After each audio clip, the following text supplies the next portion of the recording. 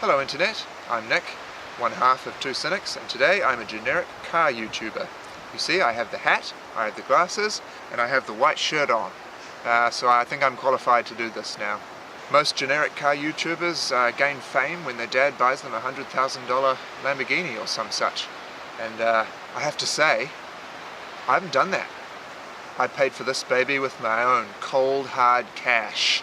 And let me tell you, there was more than 10 in the purchase price. It makes 600 brake horsepower. No, it doesn't.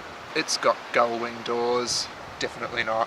It has an insane race wing. It's more of a spoiler, really. It's a total track car, so it doesn't even have aircon. Only because it doesn't work.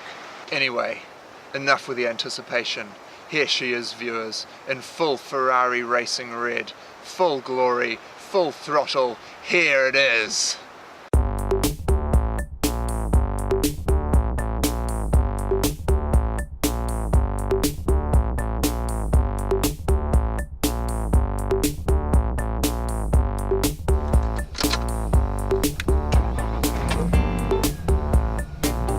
And it's an old Camry. But hey, the Camry isn't all bad.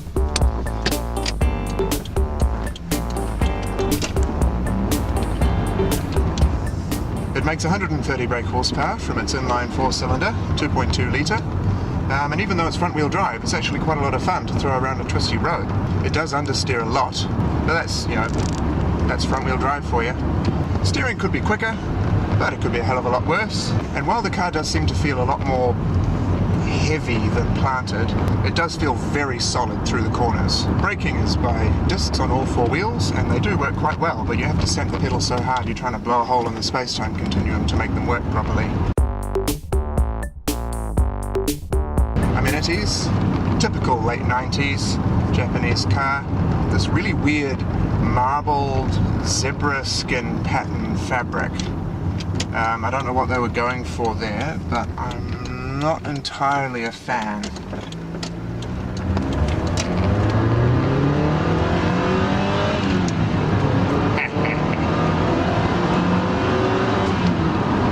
Most people would call it slow, but given that my other car is a 50-year-old Morris Minor, this is pretty pokey by comparison. Toyota has also provided us with a soft touch grey dashboard with matching steering wheel, plush grey plastic carpet, and this lovely light and airy grey plastic headliner, which really sets off the grey interior. In a bizarre twist, they decided to use black on the seat belts and on the dashboard. And the gear lever boot is black. I think it's a bit racy, to be honest. I'd rather if it was grey. Other amenities the Camry has to offer in terms of luxury is a cassette tape player with 6 FM channels that you can preset. 6! Surprisingly, it has cruise control, which is interesting for a manual.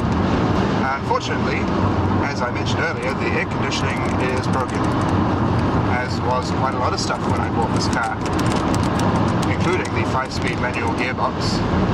This one is quite nice to use. This one came from a wrecking yard though. The one that came with the car jumped out of gear. You couldn't get it into gear, couldn't get it out of gear. It was a mess. It was a mess. The other thing that doesn't work is the remote central locking. This car was imported into New Zealand, brand new from Australia, and the Australian models come with remote central locking. Unfortunately, the ravages of time have ravaged my central locking system quite harshly, and it no longer works. I can still do it by sticking the key in the door, but where's the class in that? Speaking of class, have you guys noticed the mud splattered all over the windows? Yeah, that was from my exuberance in the mud puddles earlier. Let's try not to get T-boned at this intersection because there are no airbags. So we will die. There are side intrusion bars though. I don't know how good 90s side intrusion bars were, but they're probably worth something. More on the gearbox. Quite nice in its operation, a little bit sloppy. It's not as bad as I've had in the past, but it's very hard to beat old British cars for gear stick feel. Old British cars, the gear lever goes directly into the gearbox. There's no cables or push rods or anything like that. But being front wheel drive, this thing is done with cables right to the gearbox. So it's not... Is notchy the word I'm supposed to use for that? I think we'll go with notchy. It doesn't feel very notchy. But it's much better with the new gear lever, gear knob I put on it.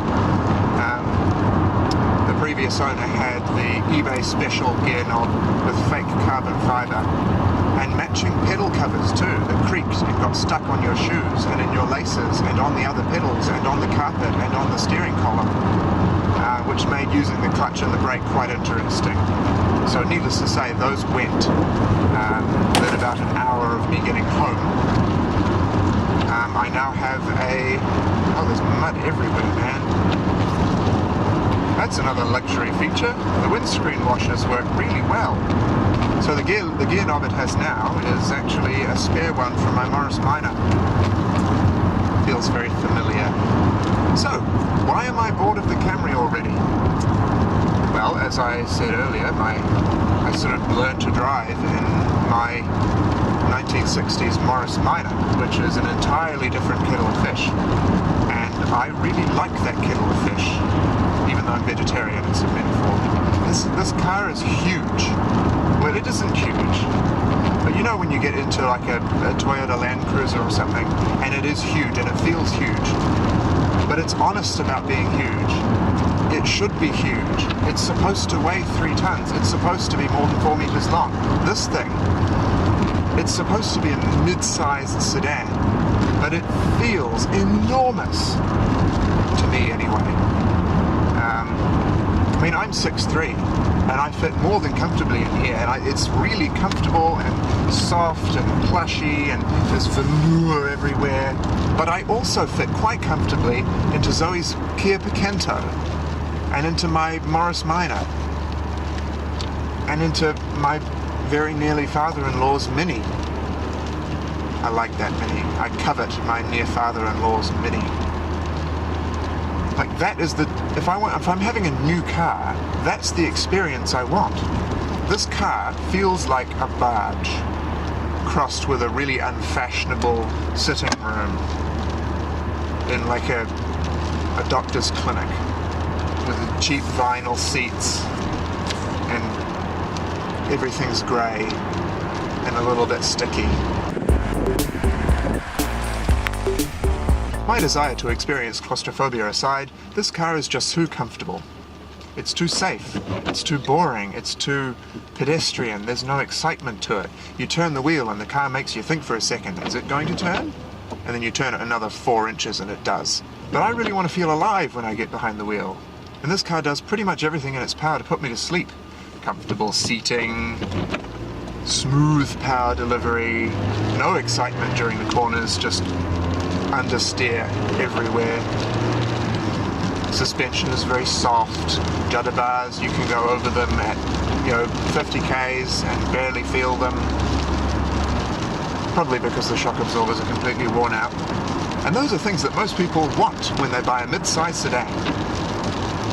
Which is why I'm probably going to sell it for something smaller in the near future, and you will find out what that is later on. Let me feel every paint line in the road as if it was coming straight through my ass. Let me clamber in and out like the car was designed for children made of spaghetti. Let me die horribly in an accident due to lightweight and poor crash protection and possibly the lack of a roof. And finally, let me oversteer. Please. Aside from me being horrified at the idea of you dying in an accident, you did pretty well, yeah. Thanks for watching my plebs review on the 1997 Toyota Camry. If you liked it, subscribe to us. If you hated it, go and write about it on Reddit. And stay tuned for more car reviews from my ugly mug in the future.